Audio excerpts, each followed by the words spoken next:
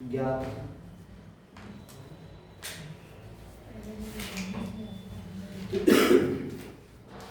Welcome back to Madhav classes बच्चों। Exercise 9.3 का last question 12 कह रहा prove that a cyclic parallelogram is a rectangle. देखो एक सर्कल है, ठीक है जी। इसमें एक साइक्लिकल क्या बना हुआ है, पैरेललोग्राम।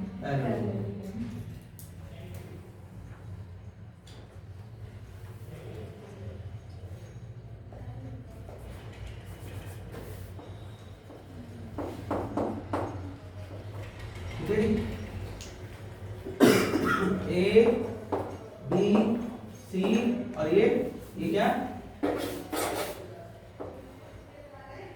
डी और ये क्या है सेंटर। कह रहा है एक साइक्लिक पैरेललोग्राम बना हुआ है, इसको क्या करना है, ये रेक्टेंगल है।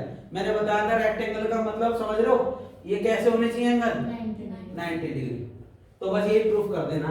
तो अब कहेंगे सॉल्यूशन में A B C D is a क्या दे रखा साइक्लिक पैरेललोग्राम। सर ठीक है जी। सर इससे गलत तो नहीं होगा, मैंने पढ़ा था। कोई बात नहीं। अब जरा देखो, अब पैरेललोग्राम में क्या होती है, opposite angle sum of opposite angle is 180 degree. समझ में आ रहा है?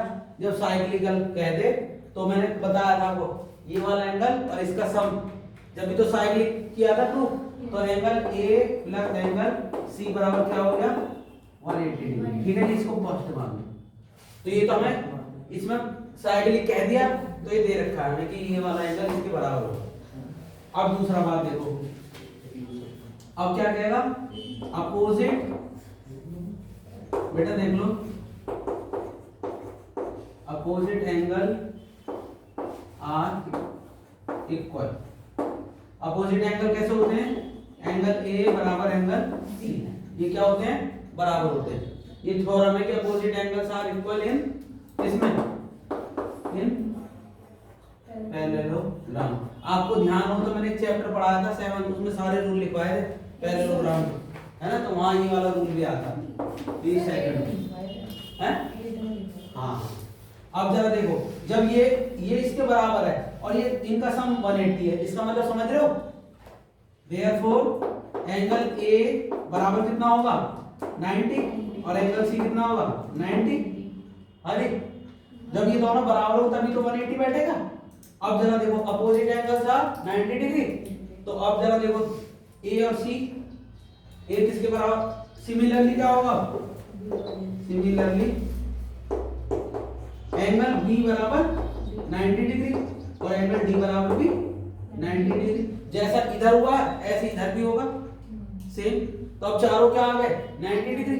देयरफॉर अब क्या कहते हैं, therefore A B C D is a क्या है, रेक्टेंगल।